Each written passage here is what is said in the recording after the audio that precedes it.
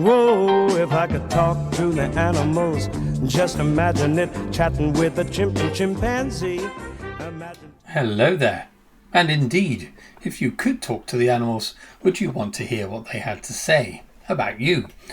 That's the question being posed in today's book, The Animals in That Country, by Laura Jean McKay. So this book, interestingly, was published in March of 2020, which coincided with the COVID pandemic that we all suffered. This is also about a pandemic, so it's really interesting that this coincided with that. I mean, there were a lot of novels that were published around this time that dealt with various contagions and pandemics, just capitalizing on what was going on in the world. And they were quite popular at the time. I remember thinking that that's the last thing I want to read about, personally. I was more worried about trying to keep safe and all of that. But anyway, by sheer fate, one would presume, this was published at the same time. And it deals with a very different kind of pandemic. In fact, it's one that's, well, it's a flu-like virus, but the consequences of catching it means that you're able to talk to animals. You can communicate with them. Largely, you can understand what they're saying. So what I'll do first of all is kick off with a bit of a synopsis. This may be rambling and it may be overly long, so apologies. So we hear the story through the eyes of a grandmother called Jean, and she works in a nature reserve in the Northern Territories of Australia. So this pandemic is sweeping across Australia, but you presume it's the whole world, really. But before that really kicks in, we get to know her life on this nature reserve. So she gives kind of guided tours, and she lives there with her daughter-in-law, Angela, and her granddaughter, Kimberly, a little girl around 6 years old. And she has a really nice relationship with the granddaughter because she isn't really very well liked by everyone else. She's also a kind of raging alcoholic. So she's just kind of functioning alcoholic, I think you would say. Now, interestingly, she has a tendency to anthropomorphize over the animals anyway. So when she's giving a guided tour, she pretends she knows what the animals are saying, much to the... There's a bloody fly in here. It's a good job I can't hear what it's saying. Anyway, we'll get to that later about insects.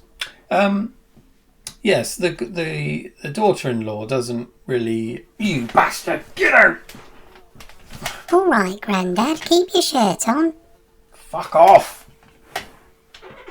God. Sorry about that.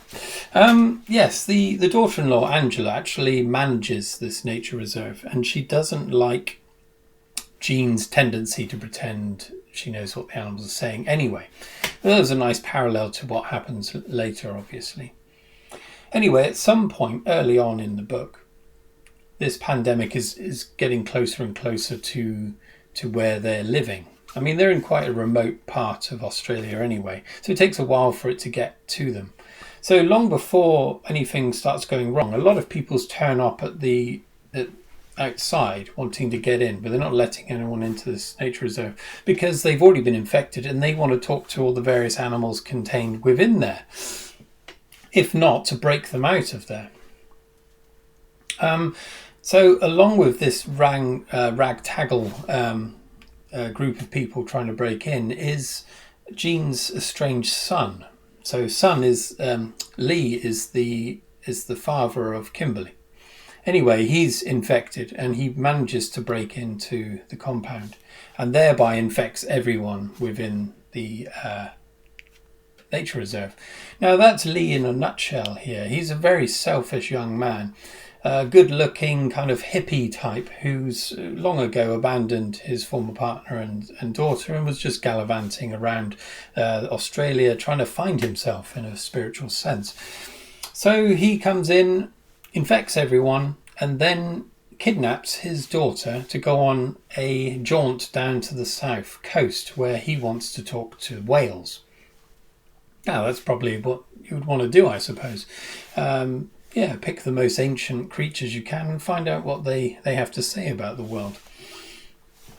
So Jean inadvertently, due to her over drinking, allows Kimberly to be kidnapped by her son. So she then goes on a road trip with a dingo from the nature reserve, and to try and get the daughter back. That's more or less that in a nutshell. So Jean is a very interesting character. She, as I've said, she's an alcoholic. She's quite an abrasive character. She doesn't really get on with anyone, and no one really likes her other than Kimberly. And they have a really charming relationship together, and it was very well structured, very well realised. I really got a sense of the love they had for each other. She's also quite... she early on, she's in with the kind of conspiracy theorists, I suppose. She has quite in some ways, a narrow view on the world and in life in general. And in other ways, it's very deep and emotional. There's people outside now.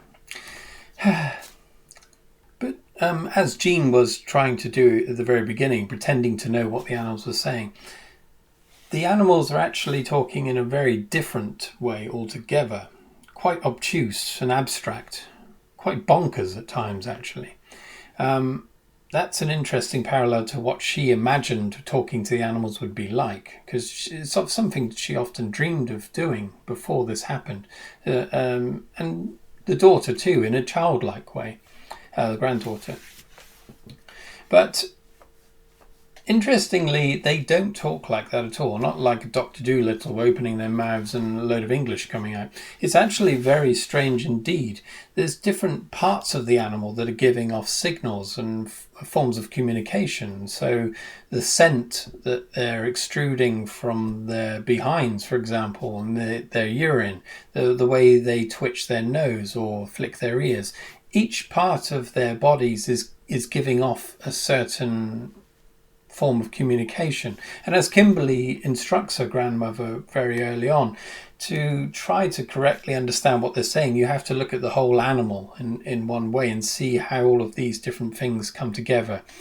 Interestingly, the perception of what these animals are communicating varies. So a different person may get something else from what they're seeing, what these animals are trying to communicate, but it's all roughly the same. It's all a similar sense. So that was very intelligently written, I thought. An interesting idea on how communication might arise between humans and animals if it was suddenly allowed to happen. So as I've said, a lot of the things being communicated by the animals is quite bonkers, really, quite mad, but also things that are almost poetic and allowing people to think of these animals as having some deeper knowledge of life in general. So it's causing people to kind of go a bit crazy and try to release animals from zoos. You can imagine that happening. And from farms and things like that. Because the animals, obviously, that have been domesticated, they may not fully understand why they've been domesticated. Like, for example, cows, why they're being kept by humans. But they certainly understand the fact that their calves have been taken away from them very early on, and obviously killed, just so they can carry on producing milk. So there's that as well. So the relationship between humans and animals drastically changes during this period. There's also a subset of perhaps most humans that are trying to avoid animals at all costs. They do not want to hear what animals have to say at all. So they're stuffing cotton in their ears and wearing masks and even sunglasses so they don't see all of these visual cues that are communicating various things. And it's very hard to escape all of this barrage of communication that's going on. That's a very interesting idea, especially later on when you've got, as the disease progresses, you're able to talk to various other animals. So at the beginning it's mostly mammals, but later on you're able to hear what birds are talking about, and then even the last stage of it is insects. So as you can imagine, if you're getting to the point where you can understand what insects are saying, I mean, if there was a spider up in the corner of my room, Sex. there's a little, I don't know what that is, but I'd be able to understand what it's saying, and it would drive you absolutely mad, and there's not much you would be able to do about it. So that was a very interesting idea as well. I'm sorry, these aren't really spoilers. I'm not going to tell you about the road trip itself and what then transpires towards the end, because that's really what the book is, the story of the book is about. But this nature of communicating with animals is really what's very interesting about it.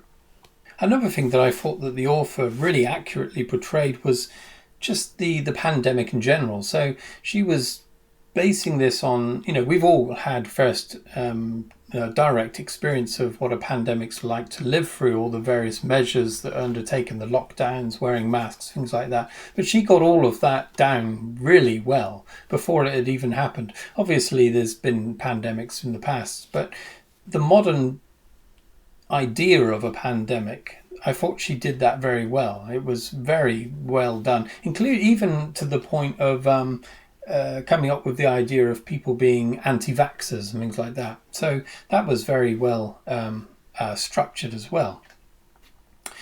As in terms of what the animals are talking about, again, I thought it was very well done. The way you communicate, get information from these animals in various different ways is interesting. And what they're saying obviously isn't, you've got to, even for the reader, it's very hard to understand what's going on. There's great big passages of conversations between animals, but trying to glean too much information from them is quite a trial. But I imagine that's what it would be like. So there is some difficulty there.